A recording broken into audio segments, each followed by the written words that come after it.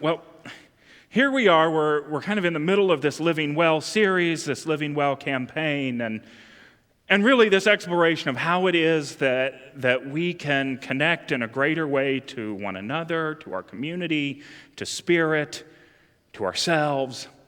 And so last week, I talked just a little bit about the idea that when we exercise our mind, our body, and our spirit, our mind, body, and our soul, that we can do those things in an effort to remember what our co-founder Myrtle Fillmore taught us, and that is that we are children of God. Always, forever, no matter where we are, no matter who we are children of God. And so because of that, we're allowed all of those things that you would get with an inheritance. The love, the peace, the joy, the abundance of God is ours because we're children of God. And so we talked about ways to remember that and ways to just kind of jog ourselves free of what I called spiritual amnesia. So today, we're going to continue this idea of living well, but we're going to look at a way that we can, well, for lack of a better word, a way that we can clean the window, so to speak. Because each and every one of us has a filter within ourselves, and that filter takes those ideas from the mind of God, that superconscious mind we were talking about in meditation, and it runs it through the filter that we've created, and it pops out on our conscious mind on the other end. Right? We're with me so far? So our work becomes to clean the filter. And it reminds me, I'm going to go ahead and tell you, this is a joke, but the jokes always work better if I say it reminds me of a friend of mine. So if it sounds like I knew the person, it works a little better. So I had a friend of mine that they had just moved into their new house, and so they had the boxes around. They're having breakfast that very first morning, and they're sitting there. And the wife looks up, and she sees the neighbor is out, and she's hanging laundry out to dry. And she just kind of starts laughing and shakes her head, and she goes, "Oh, that poor woman just must not know how to do laundry. Her clothes are all dirty. I can still see a big yellow stain in the middle of that sheet. They're still dirty. I don't understand." And then the next morning, her husband's just sitting there and lets her talk. But the next morning, same thing. She goes, "I think I'm going to have to say something." Now, keep in mind, this is not the first time that he has heard his wife say, "I think I'm going to have to say." He knows what's coming, but he just lets her go. I mean, look at this. This is awful. There's that big yellow stain again. And the third day, it happens again, and the fourth day. And finally, on the fifth day, she looks up and she goes, "Oh, honey, I think she finally figured this out. Look at how clean everything is. I wonder what happened. Like, maybe she looked it up online and figured out how to do the line. I don't know. Or she got new soap, because that makes a difference. I don't know what happened, but something has changed. The stain is gone. Her sheets are clean." And her husband, at this point, loses it and starts laughing. He goes, "What?" "Sweetheart, this morning I woke up and I cleaned our windows."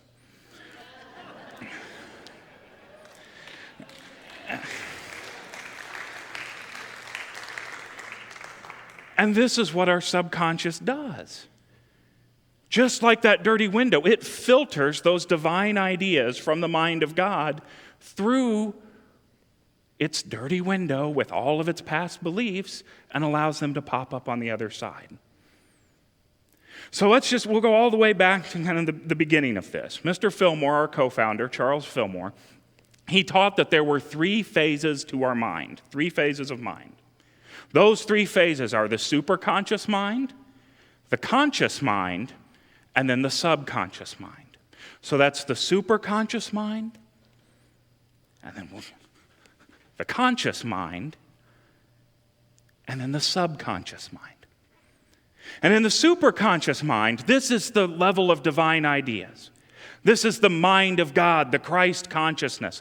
This is where everything exists in its pure, perfect form. So when we're talking about love from this superconscious mind, we're talking about the divine idea of love. The divine idea that Mr. Fillmore wrote was the harmonizing quality that brings all of humanity together. That's what exists in the superconscious mind. And through meditation, like we did earlier, through prayer practice, through study, our conscious mind, which is the part of us that is what we see, we interact with the world, we put forward, can access that superconscious mind idea of divine love. And it can bring it forth into the world. So that the world can, through us, we can bring divine love exactly as it exists in the mind of God into the world. From the superconscious to the conscious, this connection goes back and forth. But here's the problem. It's right here. It's this subconscious mind. You see, your subconscious mind is the part of your mind that is made up of every experience that you've had. It's made up of everything that you've read, everything that's happened to you, everything that you have seen happen. It gets recorded in that subconscious mind, and it becomes that dirty window. And so you have the idea of divine love, the perfect harmonizing quality that brings us all together in a united being. And that goes from the superconscious mind of God and it hits the subconscious mind. And it runs into that time when you were in high school and your boyfriend cheated on you and you thought, well, maybe I'm not worthy of love. Or it runs into that experience you had as a child where your family members were telling you that it's not okay to like people of that faith. Well, maybe they're not worthy of love because that's what's already in my mind. The things we've learned, the behaviors we've experienced, all of those live in our subconscious mind. And they shade that idea of love so that it pops out here in our conscious world, changed by who we are, what we believe, the things we've learned about ourselves. So our work in changing, our work in overcoming, our work in being able to live well and maintain a solid connection with the superconscious mind comes right here, at that subconscious mind. Our work then becomes doing what we need to do to get rid of those beliefs that no longer serve you, to get rid of those old past habits that no longer serve the highest good for your life. Our work happens in the subconscious.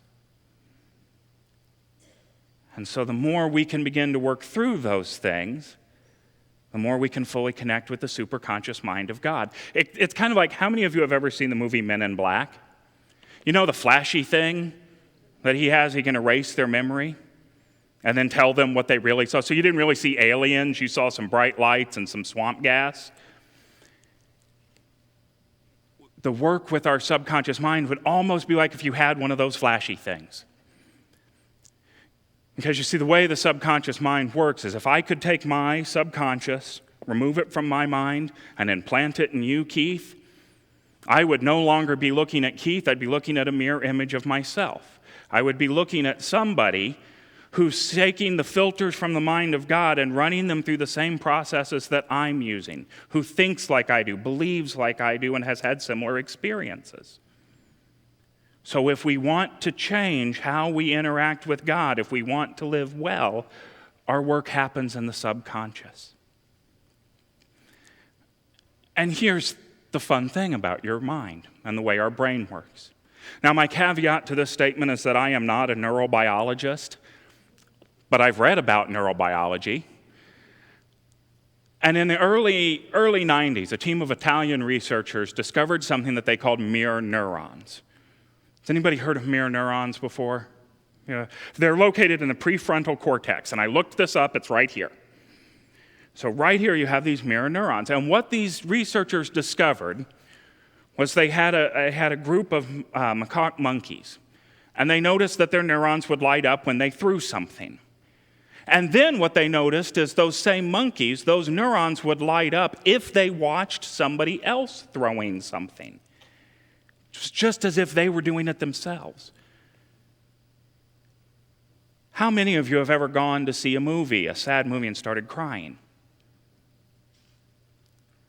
Was I the only one that was jumping up and down as Eric Hosmer was running down the third base line in that Game 5?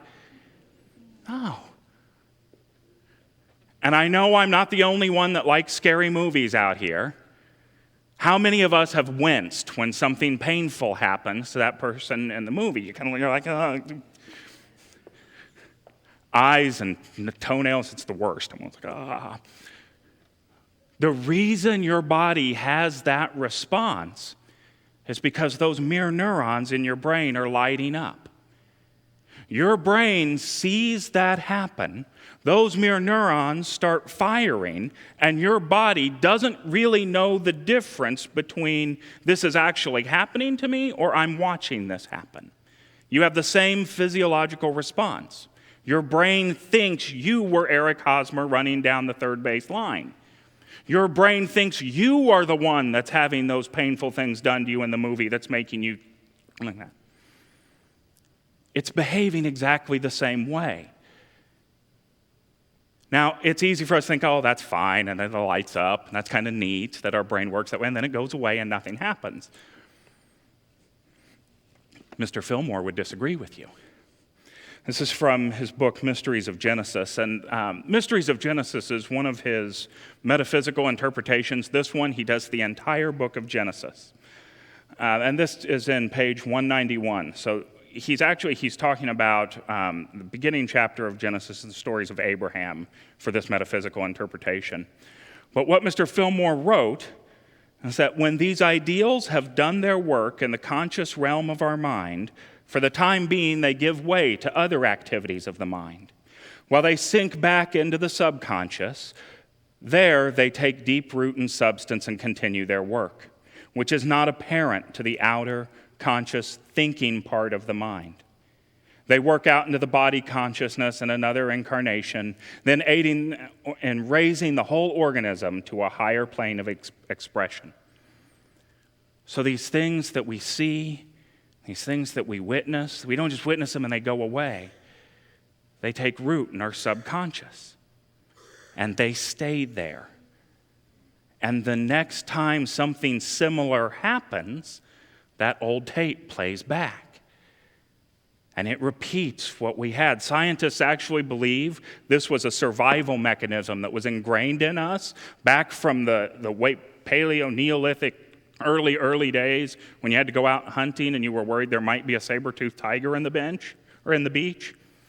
Wherever there might be a saber-toothed tiger. Not a neurobiologist, also not a prehistoric historian. The point is, there was stuff out there to be afraid of. And the way our brain works is it increases the things that we should be afraid of so that we would stay safe. It still does those things. So what do we do with those things in our subconscious that we no longer want to have as a part of our lives? What do we do with those things in our subconscious that no longer serve us? Well,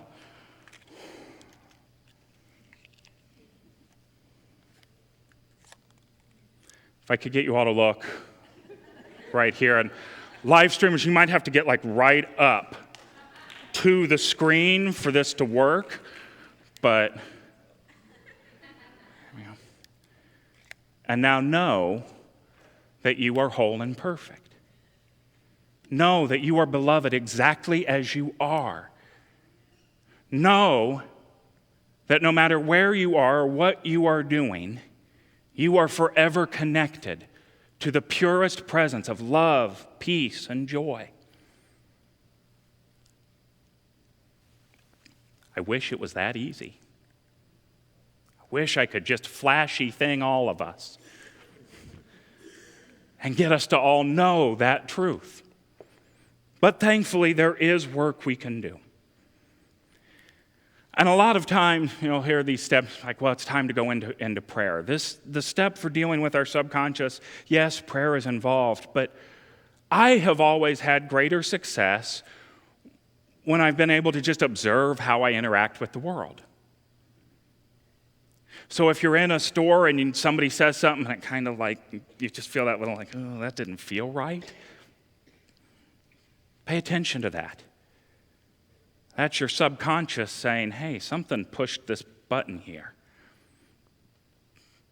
So look at what disturbs you, what upset you, what brings up anxiety in you. Pay attention to what you love. Pay attention to what really speaks to you, what you're drawn to. All of these things are that divine mind poking through that subconscious, telling you what to pay attention to. And then when you find those things, when you find something that you really, really can work on, some of these are big issues. Some of them might take some time and practice. And in that case, seek out the support of a professional. There's nothing wrong with talking about these things with a therapist or with one of our spiritual counselors. Some of these things you can deal with just kind of on your own through our practice of affirmations and denials and prayer. How many of us, are we all familiar with affirming and denying and how to create those? Many of you are. If you're not, and if you'd like just a little bit of help with that, or you're not sure how to craft them, I'm going to go over to the meeting room over in our community center just after the service. I'll be over there around noon.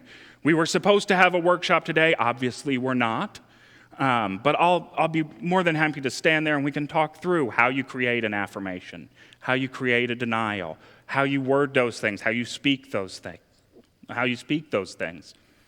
Because that practice is what allows us to start letting go of those things in our subconscious that are no longer ready to serve us.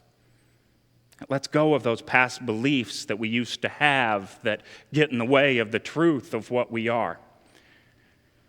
So after we've done that, after we've started clearing out that subconscious, how do we maintain it? What do we do to maintain how it is that we've now done all the work to clean out from? Well, we have to change our inputs, and I know that may not be the answer we all want to hear, but that's the truth. See, the truth of the matter is you cannot keep hanging around the same negative people and not have those mirror neurons lighting up and replacing that same negative energy that you just got rid of. We can't keep surrounding ourselves with the same negativity and then wondering, why am I so negative all the time? If we open Twitter in the morning and it makes us angry, we can't keep opening it every morning and going, why am I so angry every morning? We change the input. And that's good. It's easy to change the inputs. Changing your life at a grand level, that can be hard, but you can change the media you're consuming. If you find something and you don't like the way it makes you feel, stop having that input come in.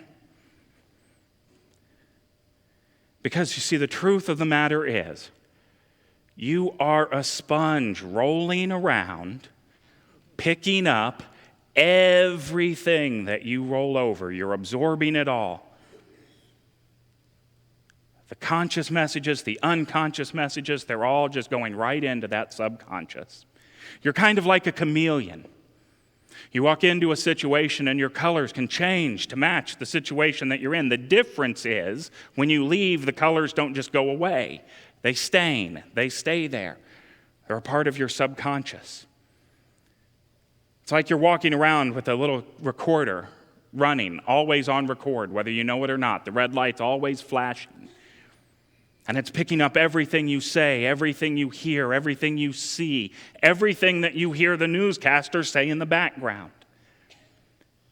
Whether you know it or not, it records those. It imprints them on your subconscious, and they replay, whether you're conscious of it or not.